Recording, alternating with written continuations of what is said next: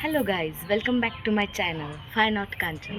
आज मी एवढी रेडी झाली आहे म्हणजे आज शिवरात्री स्पेशल आहे आणि शिवरात्री स्पेशल म्हणून आम्ही चाललो आहे कोलवडला. सो कोलवड हे चिखलीपासून थोडं बुलढाण्यापासून जवळ आहे.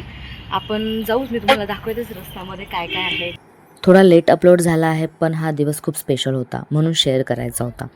चला तर मग सुरू करूया. ही आहे आमची कोलवडचा रोड. रस्त्याच्या दोन्ही बाजूला हिरवी शेती, निसर्ग आणि फुल विलेज वाईब्स होत्या.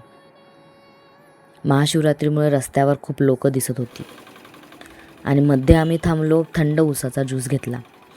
ऊन खूप होतं म्हणून हा ज्यूस लिटरली लाईफ सेवर होता. थोडं रिलॅक्स झाल्यानंतर पुढचा ट्रॅव्हल स्टार्ट केला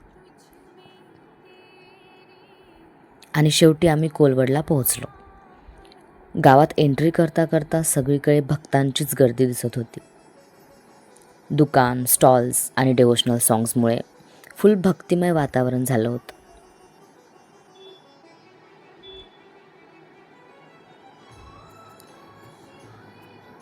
दुरूनच मंदिर दिसायला लागलं आणि ते मोमेंट खूप स्पेशल होता.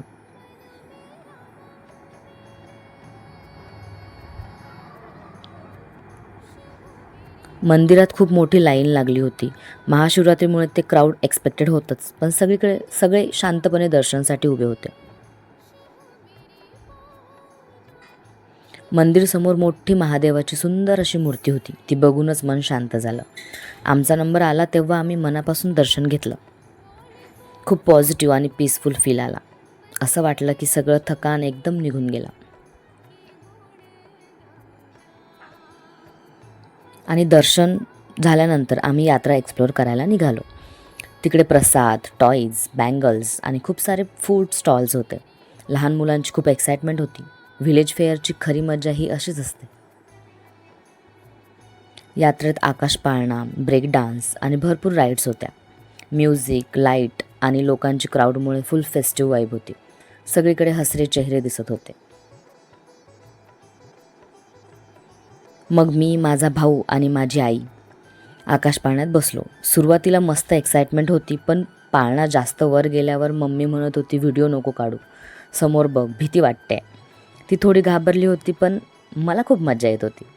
मी इकडे व्हिडिओ काढत होते आणि मम्मी समोर बघ बघत होती.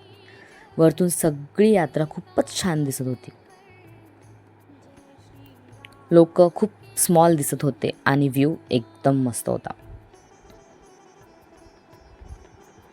हा मोमेंट खरंच अनफॉर्गेटेबल होता. खूप मजा आली. आकाश पाळणा झाल्यानंतर खूप गरमी आणि ऊन होतं, त्यामुळे आम्ही थंड आईस गोला घेतला. उन्हात तो आईस गोला खरंच बेस्ट फील देत होतं. थोडं फ्रेश झाल्यानंतर पुन्हा यात्रा आम्ही थोडी बघितली. पूर्ण यात्रा एन्जॉय करून आम्ही शेवटी घरी निघालो. हा होता आमचा कोलवड महाशिवरात्री यात्रा व्लॉग. तुम्हाला हा व्लॉग आवडला असेल तर लाईक, शेअर आणि कमेंट करायला विसरू नका. कमेंटमध्ये नक्की सांगा तुम्हाला कोणता पार्ट आवडला असेल तर.